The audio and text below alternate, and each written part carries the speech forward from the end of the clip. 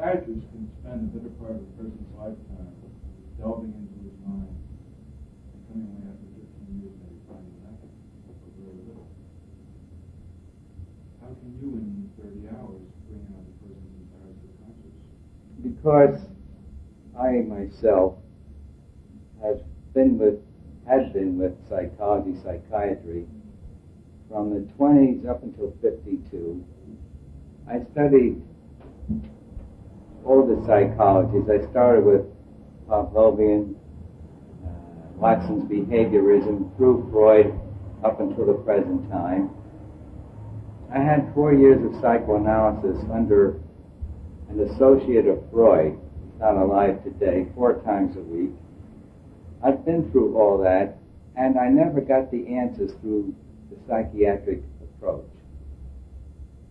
Their goal was to adjust me to my environment.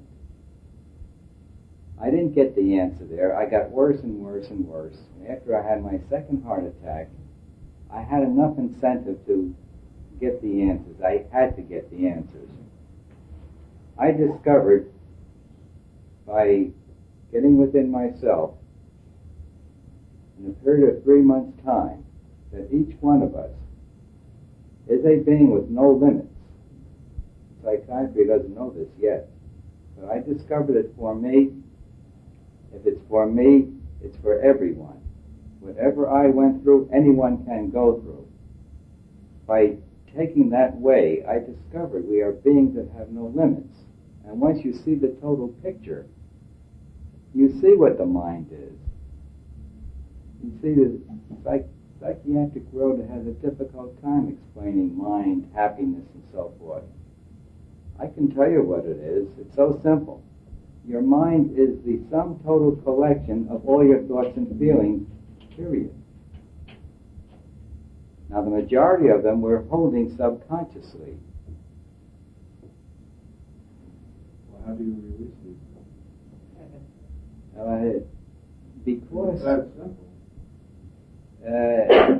It's simple, but we are so conditioned to use almost our total attention to keep our feelings suppressed. We have to bypass your habit of your lifetime to take you through it again and again, experiencing you in it so that you know what it is through experience. The answers will never be gotten through your reasoning mind is one thing you learn. You probably know it today, right? You can't get the answers through your logical mind. I tried. Not only did I study the field of psychiatry, but I studied all the philosophies. I even studied medicine, economics, every field of man trying to get the answers to no avail. I reached the point where I was at the end of the line. They told me I might die any day. Then I realized that all the accumulated knowledge that I had gotten over so many years, reading textbook after textbook, was of no use. That I had to drop all that and sort of start from scratch. Then I discovered this method, that it's not in the reasoning mind, it's in understanding the feelings. It's in understanding what suppressed feelings are, how to get a handle on them, get them up, and actually dump them. I would have to take you through it. I could talk forever and never explain it to you because it's experiential, like trying to tell you what an orange tastes like. I can't explain it to you. If I gave you the orange and you ate it, you would know. It's something we have to take you through. I would love to. A lot of truisms, which I'm sure we all agree. But I remember for years I used to be a salesman, and I realized in order to sell my product, I had to write a blog, conversation, or demonstration, or whatever. You haven't sold me. I mean, you haven't given me enough to say. Check for X amount of dollars. You're asking me to go on, blind faith. I'm quite sure you believe in everything that's Yeah. But you haven't given me enough to hang my hat on. You're right. You're right. And I'm telling you, it's something that I cannot prove to you. The only proof, the real proof, would have to be your taking it, of course. The next best proof is talking to someone that you know and have confidence in who has been through it. The third proof would be what you pick up from me. I cannot sell it like an external product. It is a subjective science.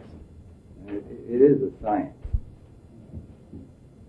And there's no external presentation of it. It's the going through it, the experiencing of it, that proves it to you.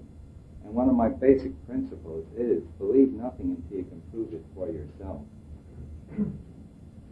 I am handicapped by that. So therefore I say the best thing now would be to talk to those who have been through it, especially people that you know. See, we came to New York only last February, and just by word of mouth that we kept going and growing. Because the ones who have been through it got their friends to come in. This unlimited being that you are, that you speak of, do you see that in terms of spirit, separate from body, or part of the body? Unlimited means unlimited in every direction, including the body. Would you be more concrete or specific? Today there are enough stories of these people, especially from the East, the yogis, who do these unusual things, islanders in the Pacific Islands who run over hot coals and don't burn their feet. All these unusual things show the inner potential that we have. And there's many of us who occasionally experience something most unusual that happens that has no rational explanation. The unusual is being shown to us more and more every day, even on TV and through the media. So I feel as though I'm talking about something that is known today. 10 years ago, no. But well, the yogi is someone who has had a very special kind of background and experience that has directed him specifically. But we all here have a different kind of background and a different kind of experience. His life has prepared him for that specific limitlessness relative to our limitedness. But our lives are necessarily lives of limitedness. Right now, as I sit here, I am limited by this situation and my social training and background. Now, if I wanted to delimit myself, I would have to violate the bounds and codes of social limitation. I may feel an impulse to be myself, but then I would be going against the whole force and inertia of all our conditioning and programming. So I don't get up on the floor and do my bad imitation of pirouette. Nor do you break space-time continuum. Nor do I what? Nor do you break the space-time continuum.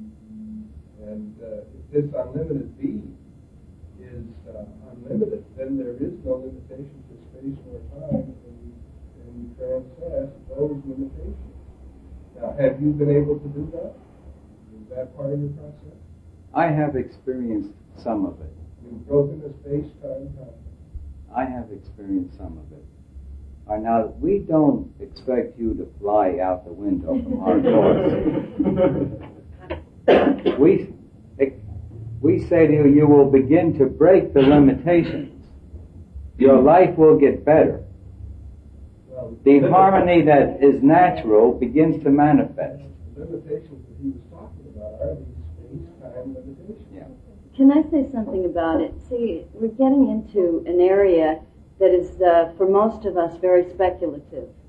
I mean, you believe it or you don't believe it, and it gets into a lot of intellectual concepts about it, et cetera, et cetera. And what would happen if I were unlimited, then I would have to break the social bonds and so on. Not necessarily, but that's beside the point. The point is that the method we have is practical.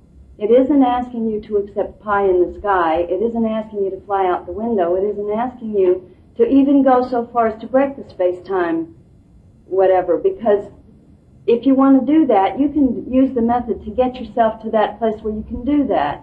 But most of us don't care about that. Really, most people don't give a hoot about that. What they really want is to be able to make their lives work and be happy and not be miserable and not be pushed around by the world anymore. And that we can offer you, and that you can start doing the first day with our method, because it's practical. It's used in the world. It's used in when somebody gets you upset, bang, you use it right then. You don't have to wait till you go home. You don't have to go on a shrink's couch. You can just use it now, right now, when the thing is happening. It's very practical. So all of the other talk is nice and nice theory, and it's beautiful to think about, and it's a wonderful thing to have as a goal, but it's not, we're talking with our method, it's practical. We begin to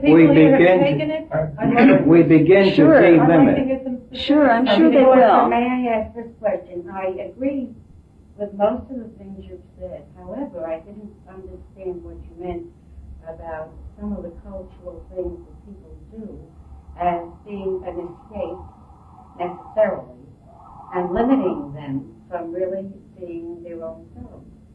For instance, film, theater.